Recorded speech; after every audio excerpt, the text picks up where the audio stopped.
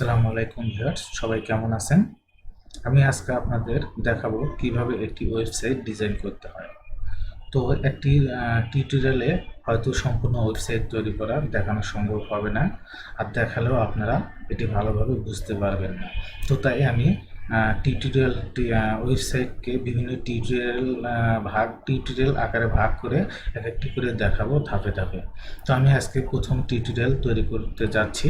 তো আপনারা সবাই ধৈর্য সহকারে দেখুন, দেখলে আপনারা ইনশাল্লাহ যে কোনো ওয়েবসাইট সহজেই তৈরি করতে পারবেন। ভিডিওটি অবশ্যই ধৈর্য সহকারে দেখতে হবে।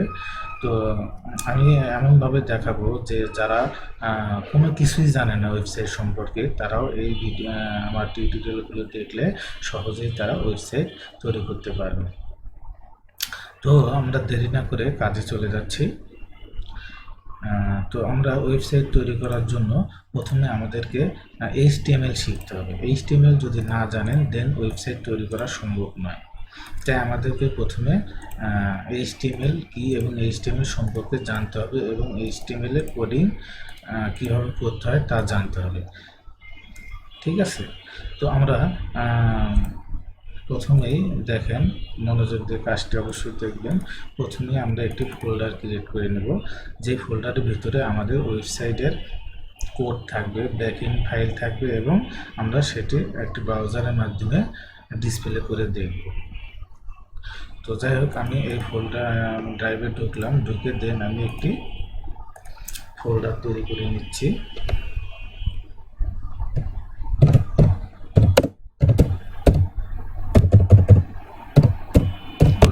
ঠিক আছে, ওয়েবসাইট নামে আমি একটি ফোল্ডার করে নিলাম। এই ফোল্ডারের ভিতরে আমি ডাটাগুলো রাখবো।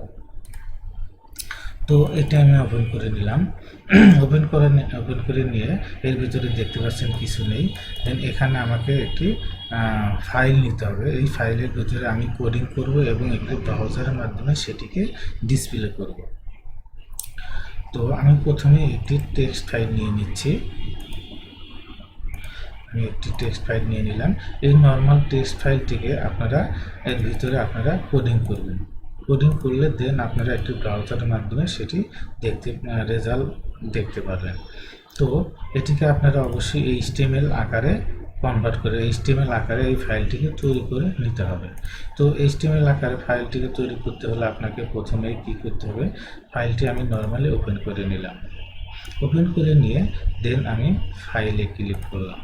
ফাইলে ক্লিক করে দেন সেভ অ্যাজে গেলাম। আচ্ছা, সেভ অ্যাজে যাওয়ার পরে আর এখানে কোনো কিছুই করা লাগবে না।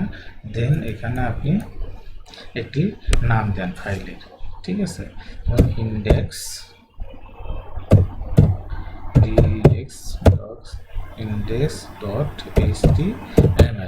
ঠিক আছে, এটি আপনার এই ইন্ডেক্সও দিতে পারেন, যা ইচ্ছে তাই দিতে পারেন এবং এই এক্সটেনশনটি HTML এটি ঠিক রাখতে হবে এইটুকু। তো যাই হোক, আমি index.html দিয়ে দিলাম, দিয়ে জাস্ট সেভে ক্লিক করলাম। এটা এখন ক্লোজ করে দিচ্ছি, এটা প্রয়োজন নেই, এটা আমি ডিলিট করে দিলাম। তো যাই হোক, index.html নামে আমার একটি ফোল্ডার তৈরি হয়ে গেল, মানে ফাইল তৈরি হয়ে গেল। দেন আমরা এই ফাইলের ভিতরে এখন কাজ করব।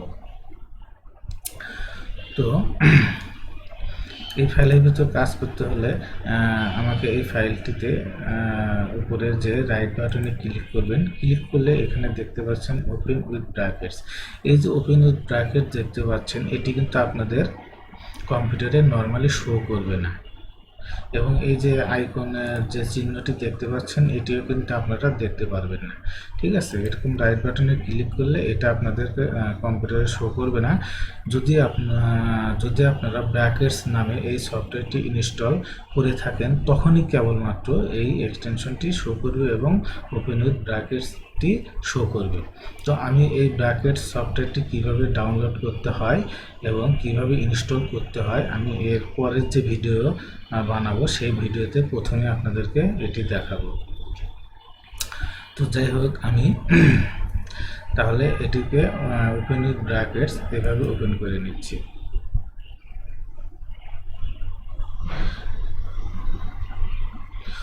আচ্ছা, আচ্ছা, এটিকে আমরা ওপেন করে নিলাম। ঠিক আছে, এটি ওপেন করে নিলে আপনাদের এটি এরকম এরকম বড় আকারে একটি ইন্টারফেস চলে আসবে এখানে কোডিং লেখার জন্য। ঠিক আছে, এটাকে বলে ব্যাক এন্ড। এখানে আপনি কোডিং লিখবেন, দেন ব্রাউজারে গিয়ে সেটা ডিসপ্লে হবে, তার রেজাল্ট দেখাবে। তো এটিকে আমি এখানে ক্লিক করে ছোট করে নিচ্ছি, নিয়ে দেন এটাকে আমি মিনিমাইজ করে দিলাম, দিয়ে আবার এটিকে এই ফাইলটিকে, যে ফাইলটিকে আমরা রাইট বাটনে ক্লিক করে ওপেন উইথ ব্র্যাকেটসে ওপেন করেছি, আবার এই ফাইলের উপরেই ক্লিক করে করে আমরা এটিকে একটি ব্রাউজারের মাধ্যমে ওপেন করে নেব, যেমন গুগল ব্রাউজার।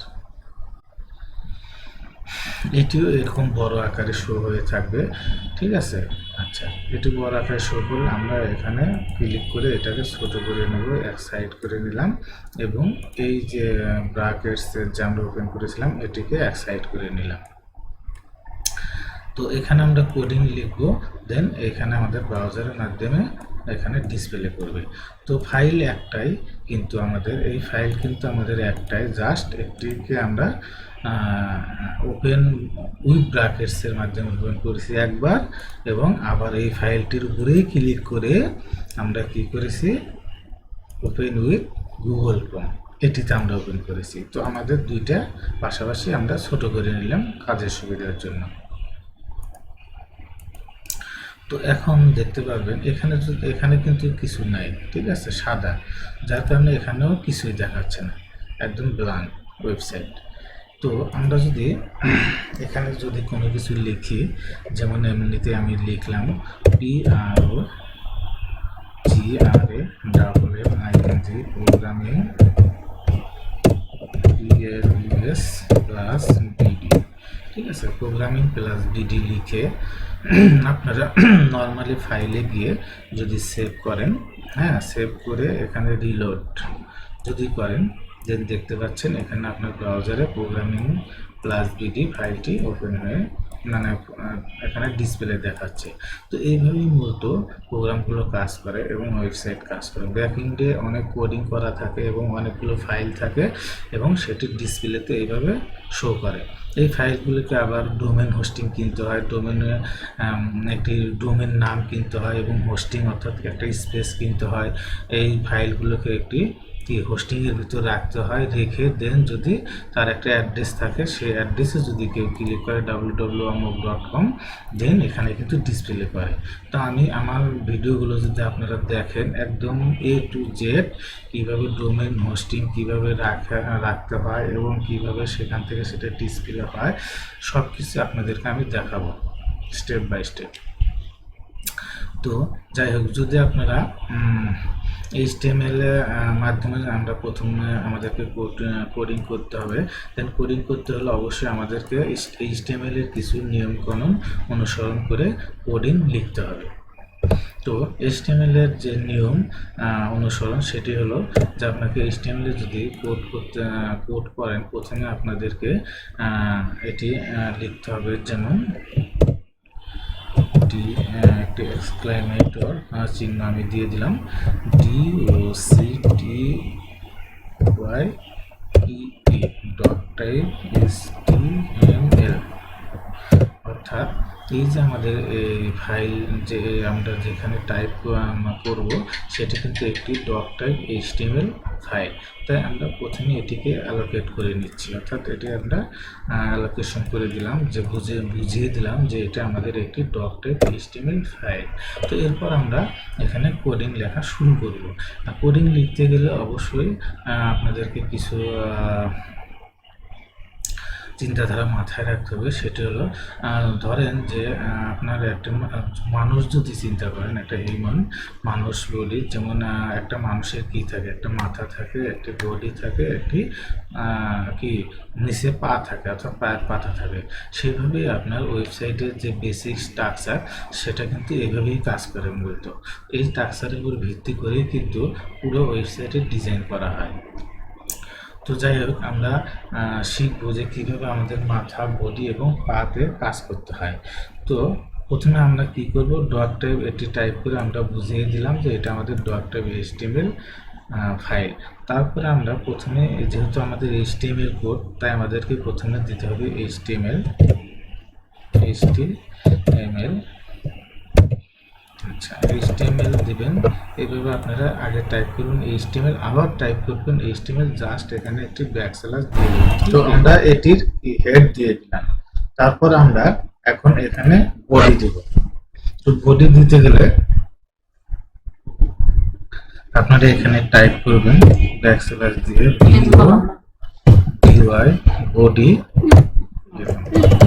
ঠিক আছে, তো আমাদের কি থাকলো দেখেন, খেয়াল করেন মূল স্ট্রাকচারটা কিরকম হলো।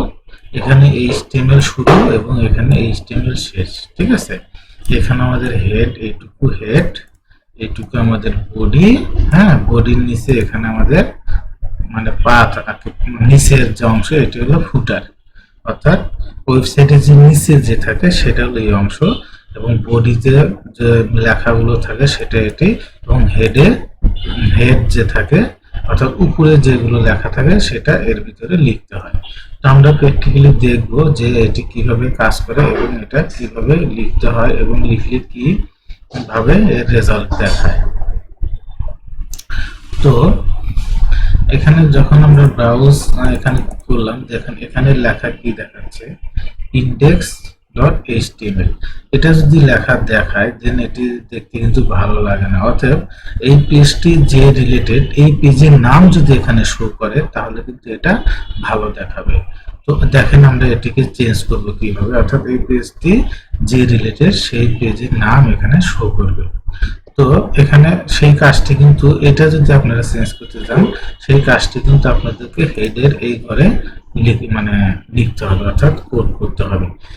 যেমন আমি লিখলাম, যেমন দেখেন এটার নাম হলো টাইটেল, এটি হলো টাইটেল। তো আমরা প্রথমে লিখবো টিআই টিএলই, টাইটেল দিয়ে আমরা এটা ক্লোজ করে দিলাম। ঠিক আছে, টাইটেল লিখে যদি আপনারা এখানে লেখেন যে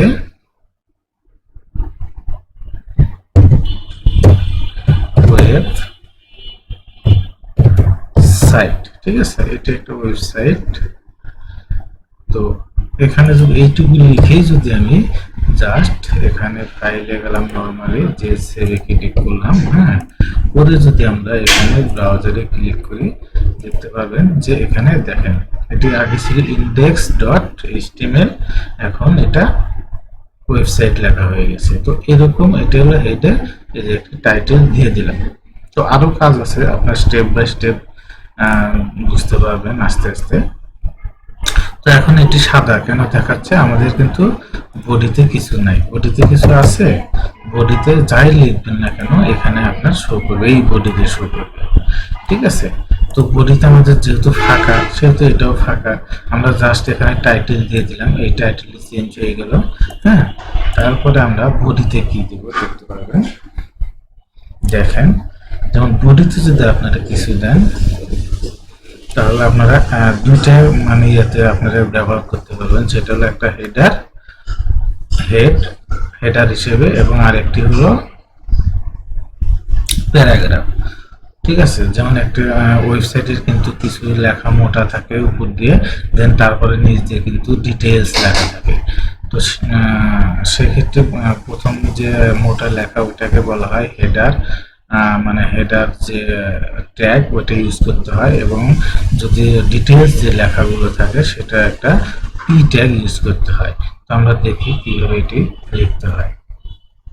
তো আমরা যদি হেডার হিসেবে মোটা যে লেখা ওইটা যদি আমরা ব্যবহার করতে চাই তাহলে আমরা এখানে দেব ব্যাকস্ল্যাশ ইজ ক্লোজ। ঠিক আছে, এরকম করে দিলাম। তো এখানে যদি আপনি এখানে টাইপ করেন P R O G R A double M I N G plus DD O U T S O CING outsourcing আর MSTI। ঠিক আছে, এটা কিন্তু আমরা একটি H1 ট্যাগের ভিতরে লিখে দিলাম। হ্যাঁ, লিখে জাস্ট এখানে গিয়ে আমরা সেভ করে দিলাম। সেভ করে দিলে এখানে আমি একটি রিলোড দিয়ে দিচ্ছি। দেখতে পাচ্ছেন এখানে লেখা দেখাচ্ছে programming class video outsourcing institute. ঠিক আছে, এখানে আমরা বডির ভিতরে দেখলাম, এখানে আমাদের ডিসপ্লে করে দিলাম। এরপরে যদি আমরা এই নিচ দিয়ে যদি লিখি ডিটেলস, ঠিক আছে, যে প্রোগ্রামিং প্লাস ইনস্টিটিউটে কি কি কি ধরনের কাজ করা হয়, এটা একটা কি মানে কি শেখানো হয় এখানে, এটা কি ধরনের ইনস্টিটিউট। তো আমরা এখানে তাহলে কি এখন কি লিখব, পি ট্যাগ অর্থাৎ প্যারাগ্রাফ, এখানে আমরা প্যারাগ্রাফ আকারে লিখব। তো এখানে আমরা পি ট্যাগ নিয়ে নিচ্ছি, ঠিক আছে। পি ট্যাগ নিয়ে এখানে আমরা লিখলাম যে আরো যে আগে ডাবল যে প্রোগ্রামিং ক্লাস পিটি যে টেস্ট আউট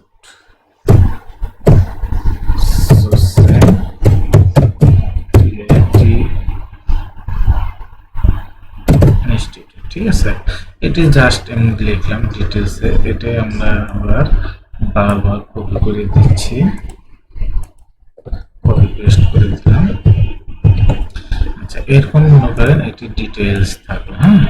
এরপরে যদি আমরা এটিকে সেভ করি, এটিকে সেভ করলাম, পরে যদি আমরা এখানে রিলোড করি দেখতে পাচ্ছেন যে এটি আমাদের কি প্রথমে মোটা হেডার হিসেবে শুরু হলো এবং এটি ডিটেলসে এভাবে আমাদের শুরু হয়েছে। তো এভাবে আপনারা হেডার লিখবেন এবং প্যারাগ্রাফ লিখবেন। তো এটা কিন্তু আপনার ছোট বড় করা যায়, যদি আপনি H2 যদি এখানে দিয়ে দেন H1 এর পরিবর্তে, দেন এটি কিন্তু ছোট হয়ে যাবে হেডারটা। সেভ দিলাম, সেভ দিয়ে আবার রিলোড দিয়ে দিচ্ছি, দেখতে পাচ্ছেন এটি ছোট হয়ে যাচ্ছে। তো এইভাবে আপনারা H1 থেকে এবং একদম H6 পর্যন্ত দিতে পারবেন, ঠিক আছে। তো এভাবে আপনারা আমরা কাজ করব। তো আজকে এই পর্যন্তই প্রথম টিউটোরিয়াল আজকে এই পর্যন্তই শেষ করব।